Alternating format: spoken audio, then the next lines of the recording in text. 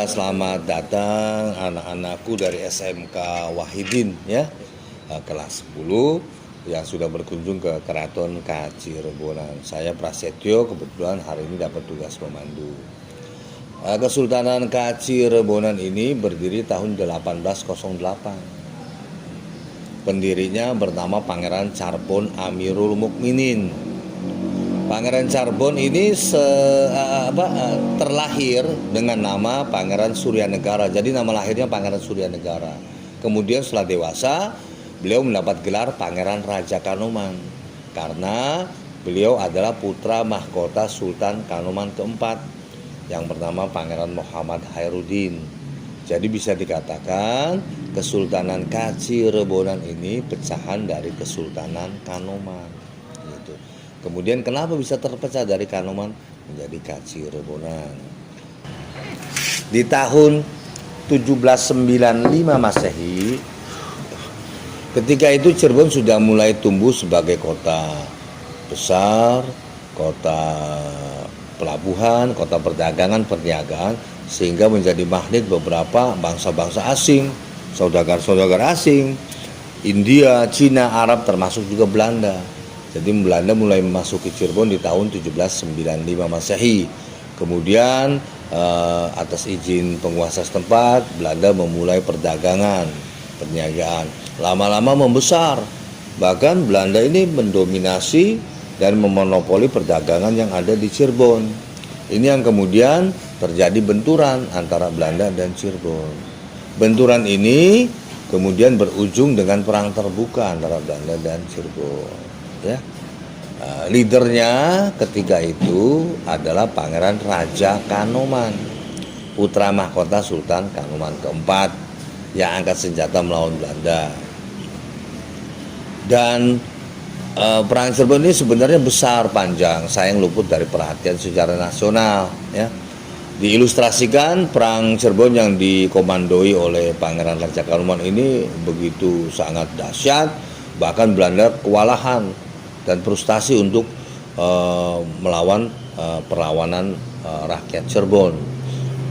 Hingga tahun 1796 Masehi, ketika Belanda belum bisa menguasai Cirebon dengan jalan kekerasan bersenjata, dirubah lagi strategi itu dengan negosiasi perundingan perdamaian. Akhirnya pada bulan November tahun 1796 Masehi, Pangeran Raja Kanoman diundang oleh Belanda dalam negosiasi perundingan perdamaian yang ketika itu bertempat di rumah dinas Residen Cirebon di daerah Krucuk, sekarang sudah menjadi gedung negara atau karisidenan orang itu. Belanda ketika itu diwakili oleh Residen Cirebon namanya Thomas Wilbeck, dan perundingannya akhirnya berjalan buntu, deadlock, ketika Pangeran Raja Kanoman menolak untuk menandatangani surat atau perundingan perdamaian tersebut. Penolakan ini kemudian membuat Belanda gusar, marah, dan langsung menangkap Pangeran Raja Kanoman dengan beberapa pengawal yang hadir dalam perundingan tersebut. Setelah itu dipenjarakan di daerah Batavia. Sekarang sudah menjadi, dan saat ini gedungnya itu sudah menjadi Museum Fathahillah. Jadi kalau kalian pernah main-main ke Jakarta, ke Kota Lama, ada Museum Fathahillah. Nah, di bawahnya itu ada sel dalam tanah. Nah, itu pernah dipenjarakan di sana Pangeran Raja Kanoman. Dari Batavia, kemudian Pangeran Raja Kanoman dibuang lebih jauh lagi ke Ambon, Maluku. Di sana pun dipenjarakan di Port Victoria. Gitu. Nah, selepas pengasingan beliau ke Ambon, Maluku, bisa dikatakan perang Cirebon jilid pertama ini selesai. Gitu. Ya. Kemudian tahun 1797 Masehi, Sultan Kanoman keempat, Pangeran Muhammad Khairuddin. Sultan Kanoman keempat namanya Pangeran Muhammad Khairuddin, ayahanda dari Pangeran Raja Kanoman wafat. Seharusnya Pangeran Raja Kanoman yang menggantikannya menjadi Sultan Kanoman kelima. Tetapi karena dalam pengasingan, maka yang menjadi Sultan Kanoman kelima ini diperebutkan oleh putra-putra Sultan Anom keempat yang ketika itu banyak memiliki anak laki-laki. Tercatat dalam sejarah itu kurang lebih 49 anak laki-laki. Kaget ya? Tentunya bukan dari satu istri, dari beberapa istri. Karena ketika itu sudah menjadi kelaziman, kewajaran ketika seorang sultan, seorang penguasa pasti memiliki beberapa istri. Diperebutkan nih oleh beberapa putra-putra Sultan Anom keempat. Ini yang kemudian dimanfaatkan secara teliti, secara jeli, secara seksama oleh Belanda.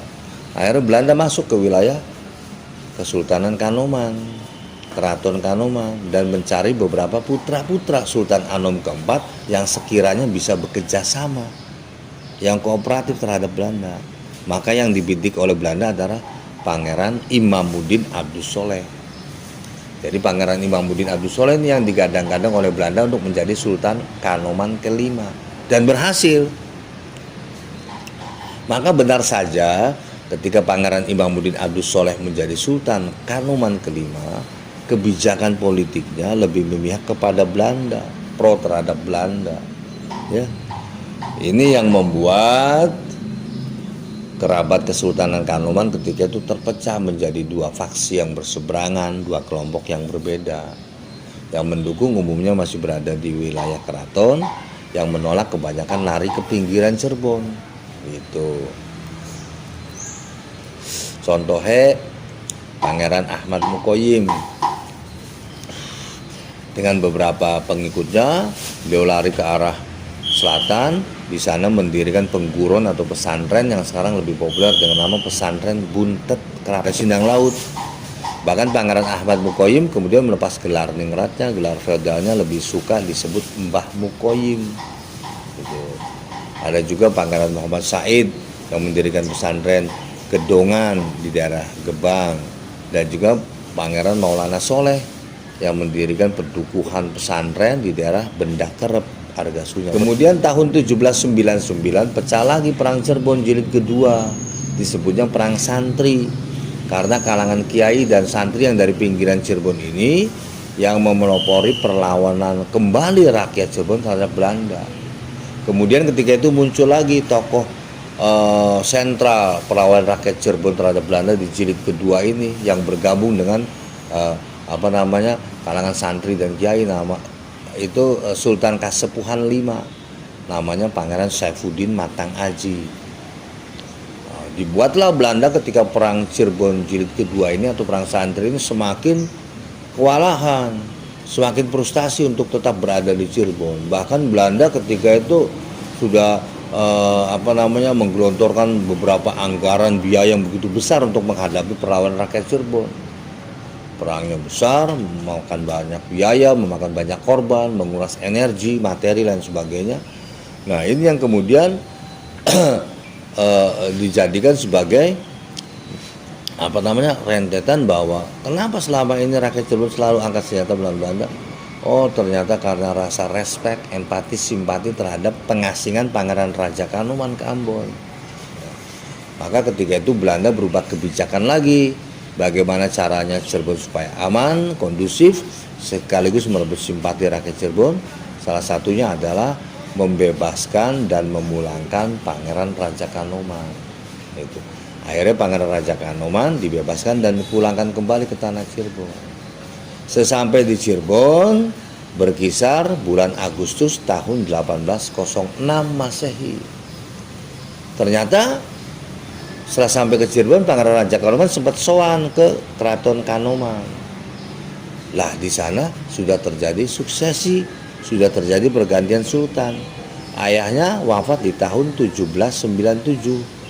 Seharusnya beliau ya yang menjadi sultannya, tapi akhirnya karena dalam pembuangan di Ambon yang menjadi Sultan Kanoman kelima adik beliau Pangeran Imamuddin Abdus Soleh.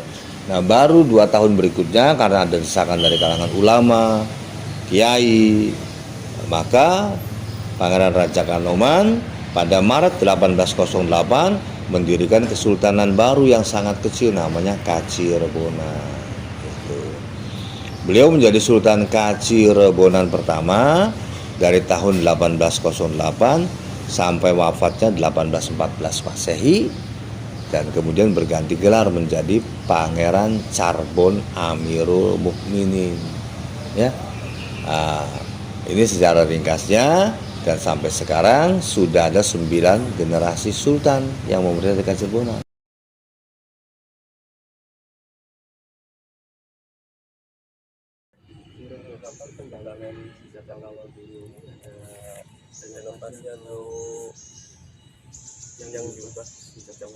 Oh iya, ya tentunya banyak. Jadi bangunan ini yang berdiri tahun 1808 sampai saat ini pun sudah banyak renovasi, ada banyak perubahan. Tapi yang masih bertahan dari awal ya hampir semua bangunan termasuk tiang penyangga itu.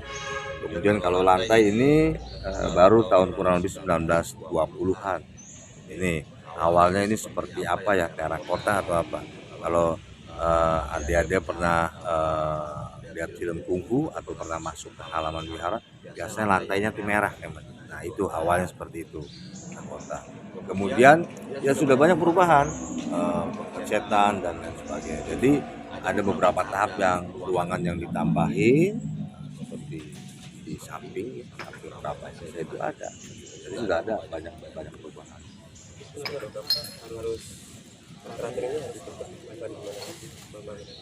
Ya karena keraton ini sudah menjadi museum benda cagar budaya, tentunya harus dijaga. Bahkan ini kan sudah dilindungi oleh undang-undang. Jadi kita bisa lestarikan bersama bahwa ini adalah bangunan bersejarah dari sejarah peradaban Cirebon. Ya, ketika Cirebonan ini salah satu bagian sejarah tak terpisahkan dari Cirebon. Seperti itu.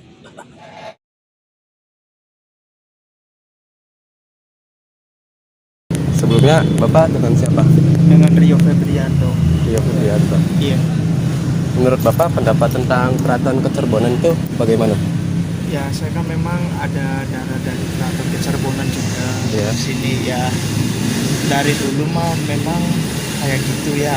Tapi sekarang mah sudah berkembang banget sih. Udah Berkembang banyak banget. yang kunjungan terus dari luar kota ke sini mampir lihat benda-benda yang zaman dulu sampai sekarang itu. Terus kesan-pesan Bapak tentang keraton ini gimana? Ya pesan saya mah Keraton Kacirbonan harus benar-benar berkembang sih. Ya, benar-benar berkembang terus supaya kita daya yang dulu bisa diketahui lagi. Bisa dilestarikan ya Pak? Iya, dilestarikan.